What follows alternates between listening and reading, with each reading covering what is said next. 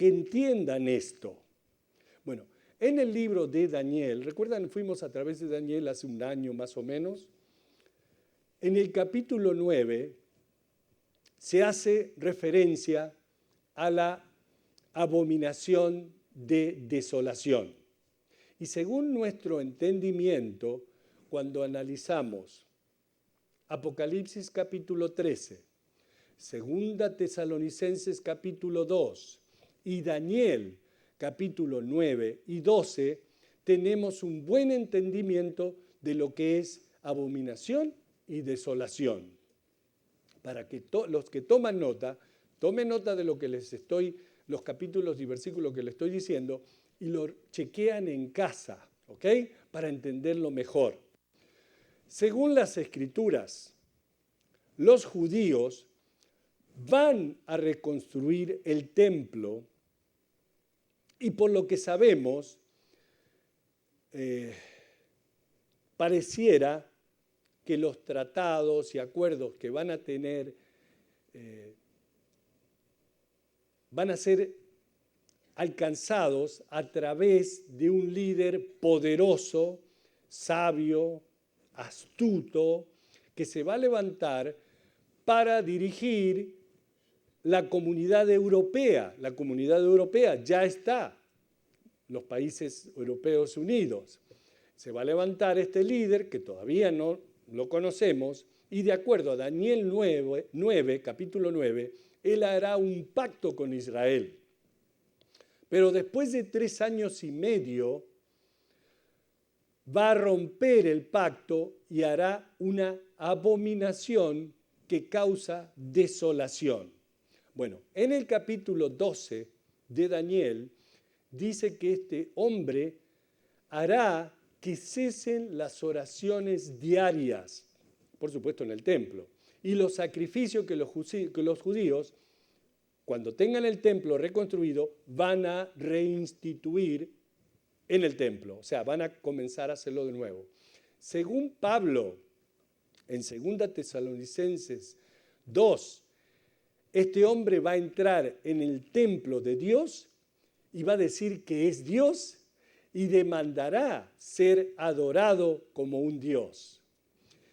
Y hará todo tipo de milagros, señales y maravillas, y de ser posible, vamos a leerlo un poquito más adelante, engañará incluso a los escogidos.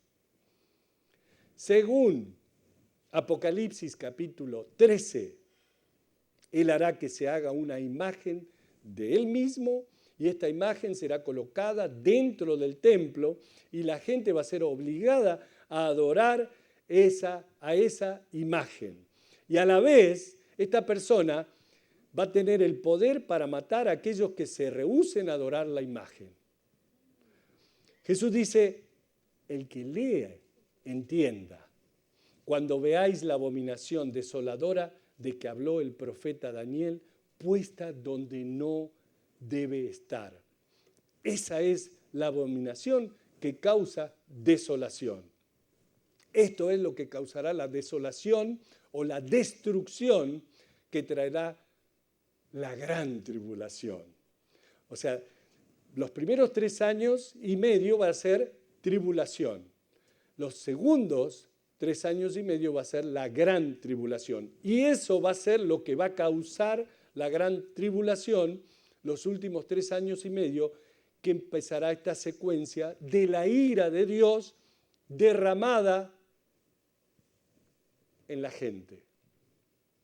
Eso será comenzado con esa blasfemia máxima en que este hombre de pecado, el hombre de perdición, se parará en el lugar santísimo del templo, que allá ha sido reconstruido, que va a ser reconstruido en Jerusalén, y ahí blasfemará en contra del Dios del cielo y declarará que Él es Dios y demandará ser alabado como Dios.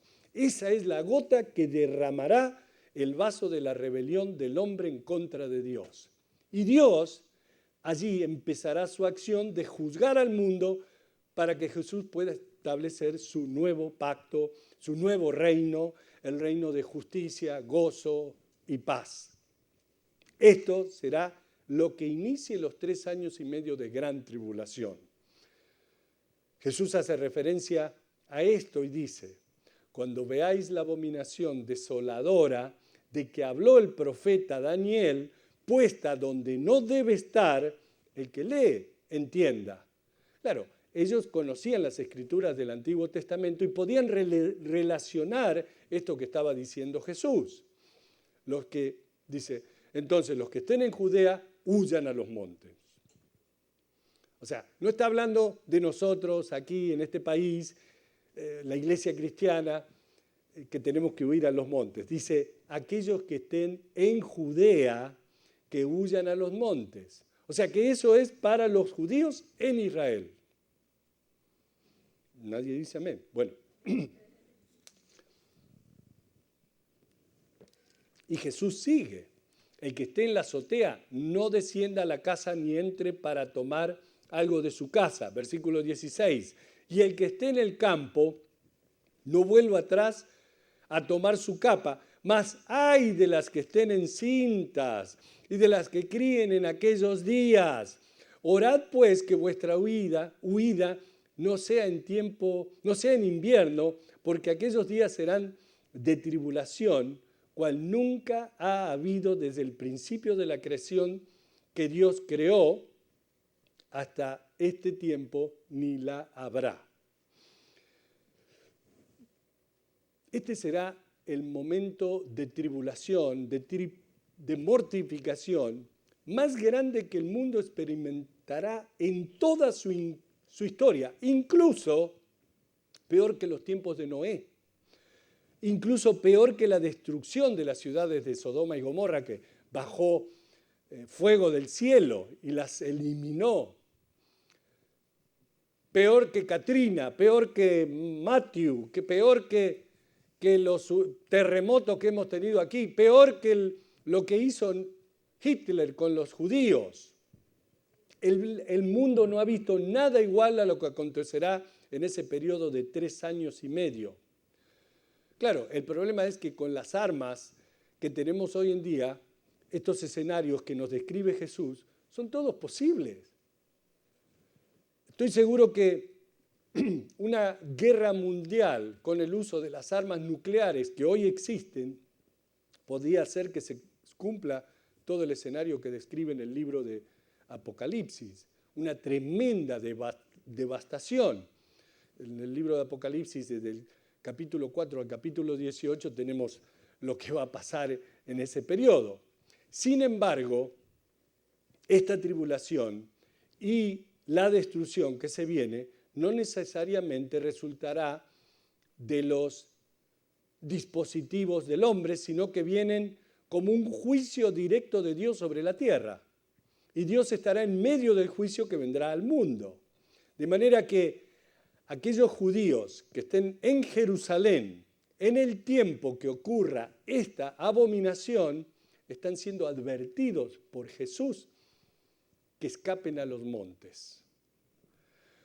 En Apocalipsis capítulo 12, Juan habla acerca de la mujer o la nación Israel y dice que huyan al desierto.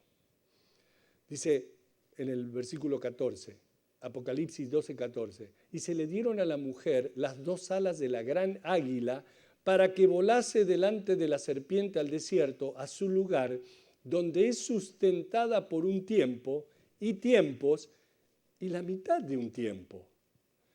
¿Notan? Por un tiempo, la mitad de tiempos y la mitad de un tiempo. 3 años y medio. ¡Wow! De manera que durante el tiempo de la gran tribulación, aquellos judíos que presten atención a la advertencia de Jesús en Judea, escaparán al área desierta que Dios ha preparado para ellos. Y Dios los va a sostener, los va a tener allí por los 3 años y medio que dure la gran tribulación, los va a proteger. En el libro del profeta Isaías, Dios habla a Moab, a lo que hoy es Jordán, y dice: abrid las puertas y recibid a mi pueblo, y llévalos a Petra, donde estarán refugiados hasta que la gran tribulación se acabe. Como juntando todas las escrituras, todo nos da la explicación. Combinando las escrituras, usando las profecías de Isaías del Antiguo Testamento, las profecías del Nuevo Testamento, como las del libro de Apocalipsis, de los Evangelios. Pareciera que cuando esta abominación ocurra, los judíos que hasta aquel entonces han creído a este hombre que les ayudó a construir su templo y lo han reconocido como el Mesías, de repente sus ojos serán abiertos y la decepción se terminará. Y se van a dar cuenta que ese hombre los engañó, y esperemos que cuando eso pase, vayan a las Escrituras y que obedezcan a las advertencias de Jesús y que huyan a la ciudad de Petra, que les queda muy cerca de Judea. Según el libro de Apocalipsis, el anticristo enviará un ejército tras ellos, pero la tierra se va a abrir y se va a tragar a ese ejército, y Dios dice que Él los cuidará a su pueblo. Jesús dice que oren que no sea en invierno. Mateo dice que oren que no sea en el día de reposo. Aquí también dice que va a ser difícil para aquellas que están encinta y será muy difícil para los que tengan niños pequeños porque eso va a dificultar su huida. Versículo 20. Y si el Señor no hubiese acortado aquellos días, nadie sería salvo. Mas por causa de los escogidos que Él escogió, acortó aquellos días. Entonces, si alguno os dijere, mirad, aquí está el Cristo, o mirad, allí está, no le creáis, porque se levantarán falsos cristos y falsos profetas y harán señales y prodigios para engañar, si fuese posible, aún a los escogidos. Qué claro está todo esto, ¿no? Porque vemos que las señales y los prodigios no siempre son de Dios, también son del diablo. A veces pueden ser usados para seducir a la gente por falsos profetas o por falsas religiones que te hacen que le pongas velas o le reces a dioses paganos. Y a veces hay milagros, pero son milagros del diablo para engañarte.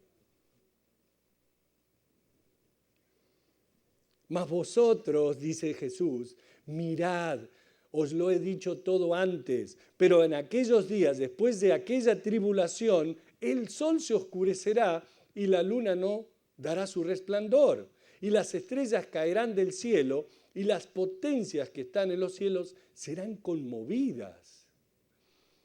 Bueno, eso todavía no ha ocurrido, ¿ok? Porque sí tenemos días nublados, pero el sol sigue brillando. ¿Vieron qué día hermoso esta mañana? Yo miraba y digo, Señor, gracias por este día hermoso.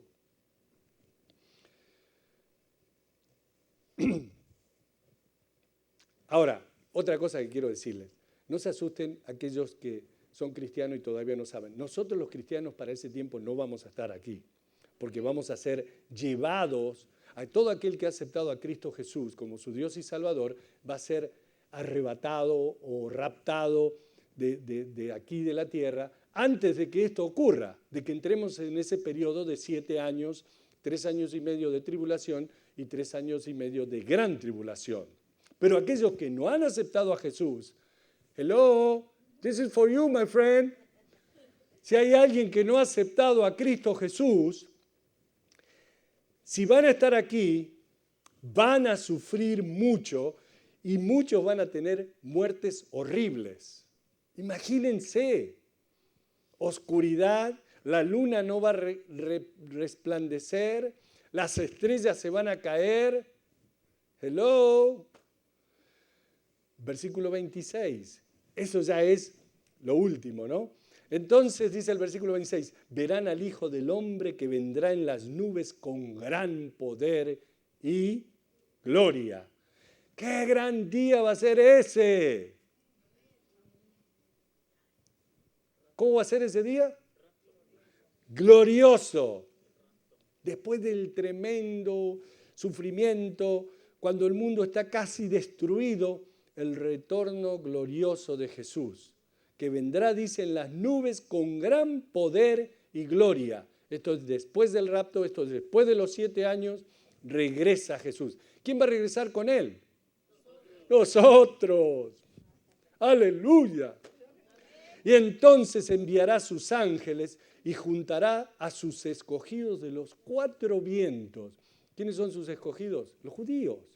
Desde el extremo de la tierra hasta el extremo del cielo, de la higuera, dice el versículo 28, aprended la parábola.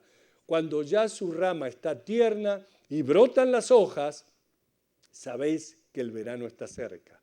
Así también vosotros, cuando veáis que suceden estas cosas, conoced que está cerca, a las puertas.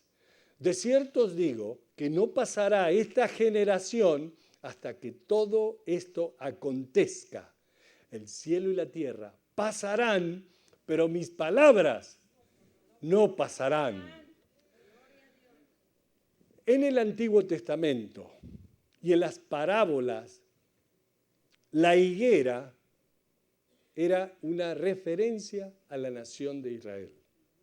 Sí saben eso. Por ejemplo, Jeremías capítulo 24. En Jeremías capítulo 24, Dios compara la nación de Israel con una canasta de higos podridos que están tan podridos que no tienen valor y solo pueden ser tirados y destruidos. En Oseas capítulo 9, versículo 10, Dios hace referencia a la nación de Israel y también se refiere a ella como a una higuera. También en Joel capítulo 7, asoló mi vid y destrozó mi higuera, del todo la desnudó y derribó sus ramas, y sus ramas quedaron blancas. De manera que en las parábolas Israel se compara a una vid y también a una higuera. Aquí Jesús dice, cuando ya su rama está tierna y brotan las hojas, sabéis que el verano está cerca. El verano está cerca. Bueno, muchos estudiosos de la Biblia creen que esta referencia es acerca del rebrote de la nación de Israel y que esa generación vio el resurgimiento de la nación de Israel, como les decía antes, en el año 1948. Y esa es la última generación. Recuerdan que les dije que después, cuando Tito entró en Jerusalén, mató a los judíos, muchos judíos fueron desparramados por todo el mundo y recién se les dio permiso para que regresaran a la tierra en mayo del año 1948. Fue una raza sin país, sin nación, por 1900 años. Yo creo que hay mucha validez en esa interpretación, porque hace solo 68 años que Israel retoñó nuevamente. Esa generación todavía vive. Y puede ser esta generación que Jesús se refiere aquí. El cielo y la tierra, esta generación que dice que cuando brotan las hojas sabéis que el verano está cerca. Para mí me parece que ya está cerca. ¿Cuánto dura una generación en estos tiempos? 80 años, 85 años. Puede que estemos muy cerquita, 10, 15 años, que Jesús se lleve la iglesia, se lleve a los creyentes y comience la era de la tribulación. Jesús también declara como su palabra perdurará. El cielo y la tierra pasarán, pero mis palabras no pasarán. La Biblia nos está diciendo que los cielos se van a abrir, que la tierra se va a derretir o se va a congelar. Pero la palabra de Dios no va a pasar, porque la palabra de Dios es eterna. Pero de aquel día, versículo 32, y de la hora, nadie sabe, ni aun los ángeles que están en el cielo, ni el Hijo. Y noten que en su Biblia dice Hijo con H mayúscula, ¿no? Está refiriéndose a él mismo, a Jesús. Ni siquiera Jesús sabía en ese tiempo cuándo todo esto iba a ocurrir. Dice, sino el Padre, solamente Dios. ¿Pero por qué es eso? Y ahora les voy a explicar, porque sé que son niños atentos. Cuando Jesús vino a la tierra, tomó sobre sí mismo muchas limitaciones físicas. Deliberadamente aceptó tener restricciones y limitaciones. Él era Dios manifestado en carne. Era 100% Dios y 100% hombre. Por obediencia al Padre, tomó un cuerpo de carne, un cuerpo humano, físico. Y mientras que estaba en ese cuerpo, no podía ser del todo omnipotente, ni omnipresente. Jesús estaba limitado por ese cuerno de carne al lugar donde él estaba. No podía estar en todas partes. Nosotros no podemos estar en todas partes con un cuerpo humano. Así que también había otras limitaciones que él tomó por estar en un cuerpo físico.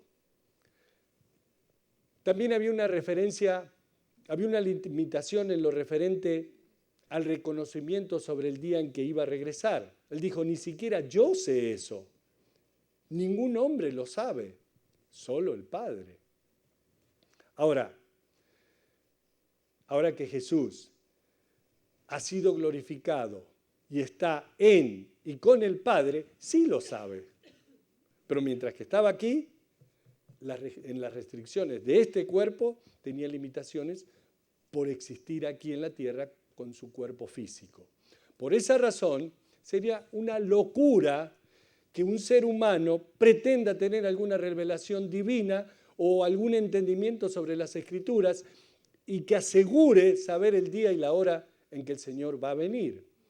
O sea, yo les puedo decir por lo que leemos aquí, por lo que leemos en los comentarios, sí, puede ser dentro de 10, 15 años, puede. Pero la gente estaba diciendo eso hace 50, 100 años atrás. Pero ya se han dado todas las profecías y puede ser en cualquier momento. Ahora, a pesar de que el Señor es tan específico en este área, siempre ha habido especuladores que tienen un sistema de interpretar las Escrituras, dicen que conocen el día del retorno de Jesús.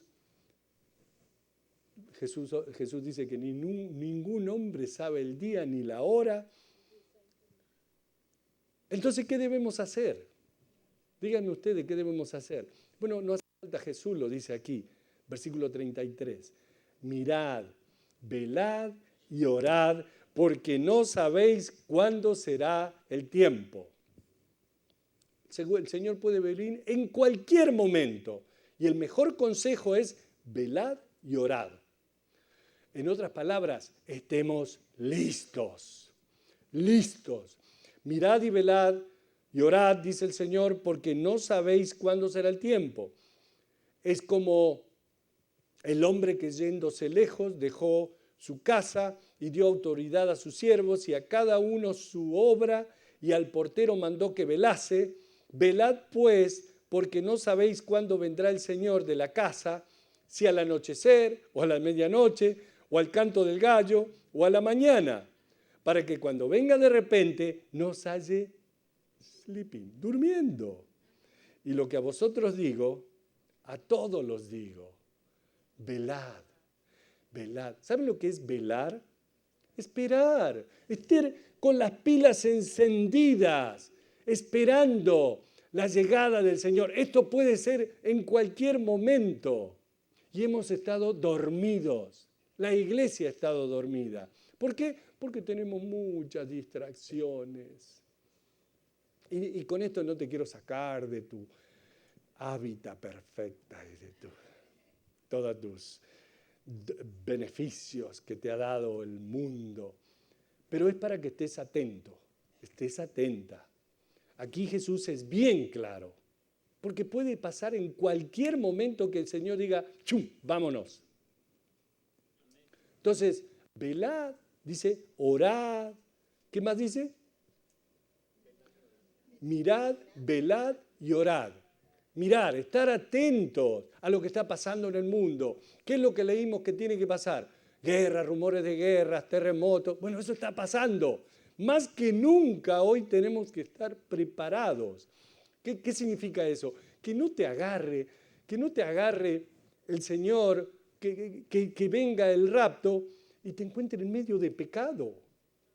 Que estás viviendo una doble vida de adulterio, de fornicación, viviendo con tu novio cuando todavía no te casaste, que te agarre en cosas raras.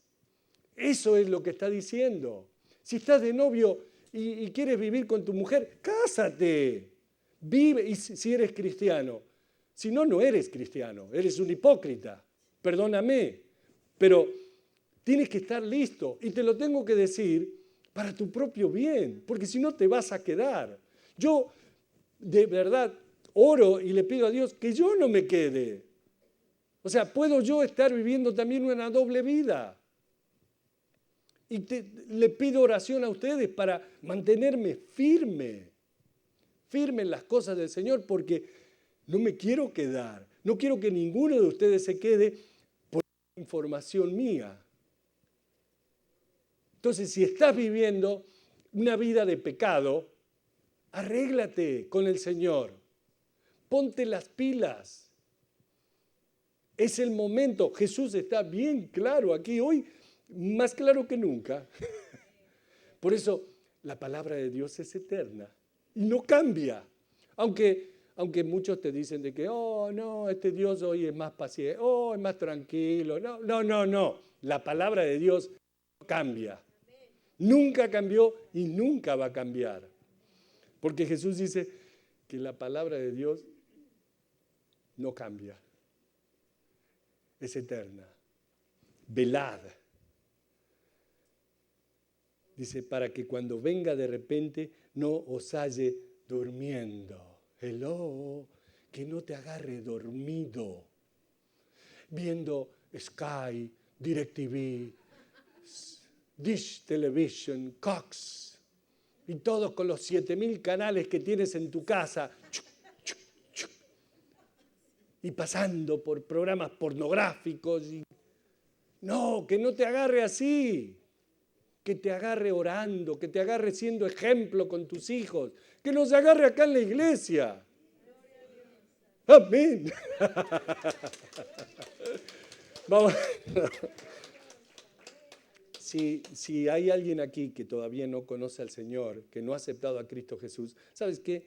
Tú viste hoy lo que leímos, que no te agarre el Señor dormido. Pasa hoy al frente, mis hermanos de la oración van a estar aquí y ellos te van a guiar en una oración donde tú le vas a pedir perdón a Dios y el Señor te va a perdonar, pero lo tienes que hacer de corazón, para que no te agarren dormidos. Amén. Y si has aceptado a Jesús y no estás viviendo como debes vivir, come on, despierta, dormilón, dormilona. Ven al frente y entrega tu vida verdaderamente a Jesús. Padre, gracias. Gracias porque tu palabra es tan clara, Señor, que wow. Me encanta, Señor. Me encanta cuando tengo que compartir cosas así tan lindas que dan vida, que nos estás abriendo los ojos. Padre, si hay alguien que no te conoce aquí o en su casa que está viendo o está escuchando en algún CD, en algún lugar, una radio, Padre, que se ponga las pilas y te acepte a ti, te pida perdón a ti, Señor. Que haya completa